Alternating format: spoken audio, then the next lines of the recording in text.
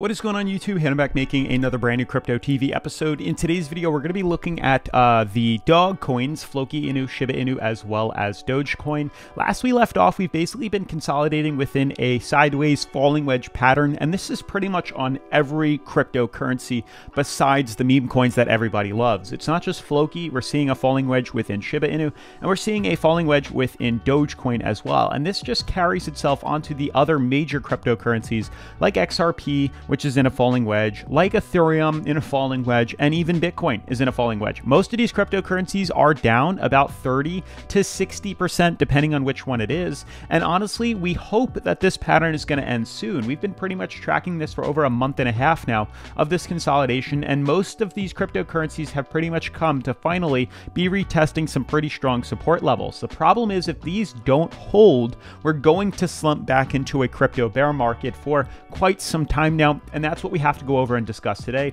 I do have an article pulled up right here, as you guys can see, which talks about how market analysts say that whole crypto sphere is in a bear market as prices continue to slide lower, and it does have some interesting viewpoints that I would like to share with you in regards to the fact that we could see Doge and these meme coins start to correct lower if we don't hold above vital support levels. So this will pretty much answer as to where we could be seeing crypto move to in the very near future. I feel like, as I've been saying for quite some time now, after prices have been continuing to slide lower, that we're down to supports, and if these hold, we should be able to see hopefully a reversal back up, but who knows? We'll have to find out in today's episode. Otherwise, today's video is brought to us by ANCHORSWAP. As you guys can see here, they're an automatic multi-chain AMM and NFT platform. The entire thing is an NFT platform, which is really cool. More information about ANCHORSWAP will be at the end of today's video, so stay tuned if you're interested about that. Otherwise, I have linked them down in the description if you'd like to check them out earlier. But with that being said, definitely make sure to smash the like button, turn on post notifications, and let's dive into today's episode.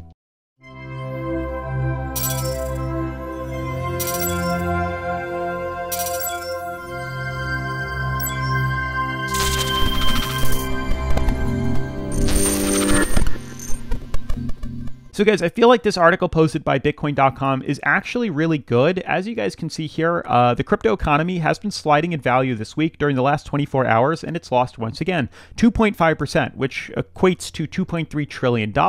And the leading crypto asset has slid, or Bitcoin has slid 4.8% during the last 7 days, and Ethereum 11.7% in the last week. And it says bears continue to claw the crypto economy down, following all-time price highs of November 10th, which is right around where that crypto bear market had started. You can see for, let's just pull up Bitcoin here, about November 9th to the 10th is where I consider the correction to start too, which is very similar with this article. We managed to stay above the 60K zone for 6 days after, and just for over 2 weeks, and then Bitcoin managed to stay above 50K, and after that we slid below 50K and are now at 40K, and so on and so forth. You can see what's interesting here is Bitcoin falls below 200-day moving average. Analysts suggest further declines are coming.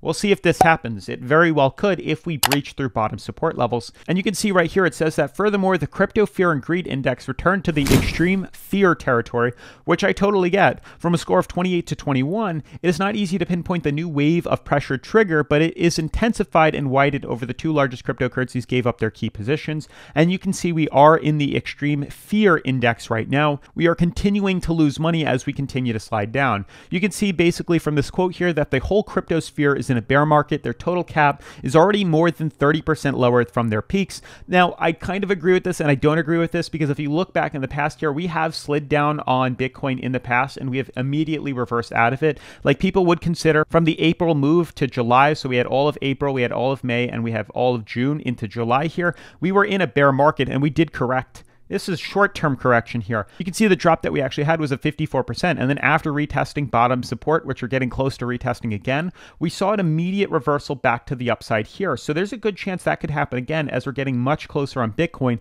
to retesting that. And you can see what's interesting is the article then discusses that according to the data, we have maintained a sideways oscillation at midday, and we need to pretty much break through this descending trend line, which we've talked about on the channel. And this now carries on to these other meme coins too, which is where I wanted to get to in today's video. So we talked about the other cryptocurrencies earlier today in a short-term falling wedge pattern here, but you can see it's not just those major cryptocurrencies that are in a falling wedge. All the other cryptos like Floki and Shib and Doge are also in these falling wedge patterns. So yes, it is very possible to see a break to the upside here in the very near future and a pump back to the upside, but everything pretty much comes down to the fact of how are we going to play out with these bottom supports. So looking at Floki or even looking at Shiba Inu here, which Floki is pretty much tied to Shib, you can see we've been in a consolidation factor for quite some time now. Since the start back in October here, the end of October, we've been sliding down and creating a falling wedge pattern since. Now we've seen in the past on Shiba Inu that consolidation usually happens within triangles. We consolidate, then we see a break to the upside here. Same thing is happening right now. You can consider this to be a much bigger descending triangle or a falling wedge, pennant flag, whatever you want to call it. But regardless of the scenario here, we are in a correction and we have pretty much slid all the way back down to where prices originally broke to the upside here back on the 23rd of October here. So you can see we're pretty much coming back down to retest this bottom support here, but we are retesting the top resistance level. So it really depends on how we're going to trend outside of this. If we break through this bottom support that's drawn in purple here, there's a very big chance we will continue the correction, not just within SHIB, but within all of the cryptocurrencies back down to support levels much lower, pretty much wiping the price of Shiba off the board here. You can see in regards to the price range here, from the ultimate top that we've had, a correction back down to the support would literally wipe 92% of the market clean off the board here. Currently, we're down about 65%, which is still insane, but we could continue to see this drop as we are still getting rejected off this resistance. The main thing that needs to happen is to break this descending fractal.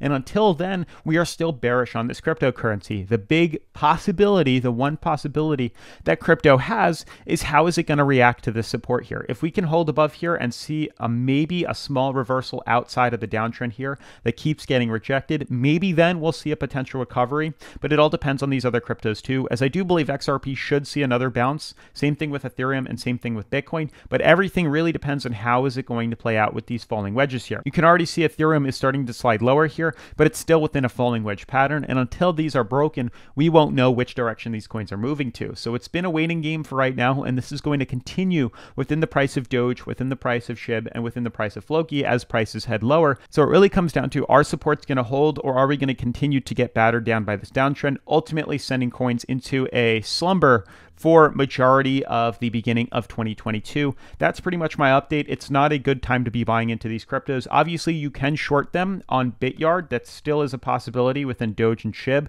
And honestly, that might be what we end up doing if we break through supports. So for SHIB, for example, if prices break through this purple support here, what I'm probably going to end up doing to make some money in this crypto market here is going on to Bityard, which I've linked in the description, clicking on SHIB here, and you can see pretty much where this level actually plays out to. Drawing in the support right here, you can see it, the horizontal line comes right here. This is where, I don't know why I didn't draw that in. Right here, you can see this is where support is. If we break through this support, it's going to be an extreme spiral straight down to bottom support here, which would basically allow us to leverage this crypto with a market order. You could do 10x or whatever, type in the amount you want, and click short. And literally, we're betting that the market's going to continue to break down, and it will if we break through this support level here. So it's going to be a rough ride, but we could pretty much short these cryptos, even Floki too. That's not on Bityard, but Doge as well, which you can see right now has been withheld by this purple support as well. And if we break through this as well, we're going to continue to correct lower, and these can all be shorted on Bityard here. Otherwise, guys, I do want to talk more about ANCHORSWAP with you. I want to give a huge shout out to ANCHORSWAP for sponsoring today's episode. As with all crypto projects, please do your own research and never invest anything you can't afford to lose.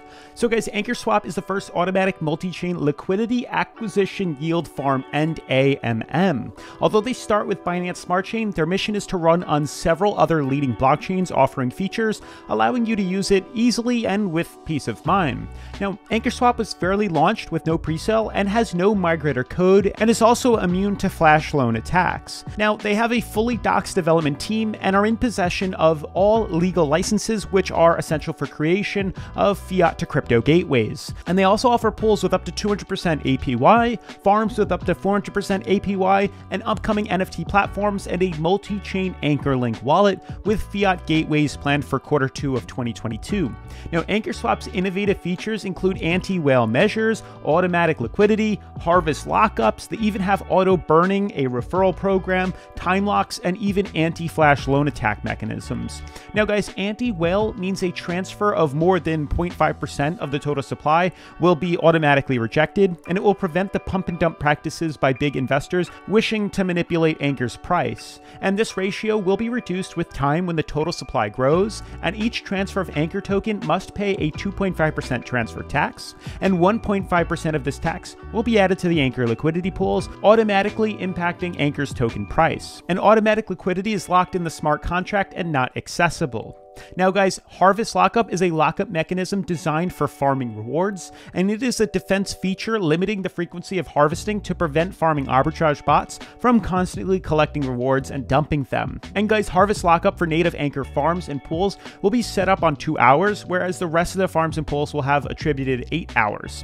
And as I mentioned before, each transfer of Anchor token must pay a 2.5% transfer tax, and the 1.5% transfer tax will be allocated to automatic liquidity, and the remaining up to 1% will then be burned immediately and automatically.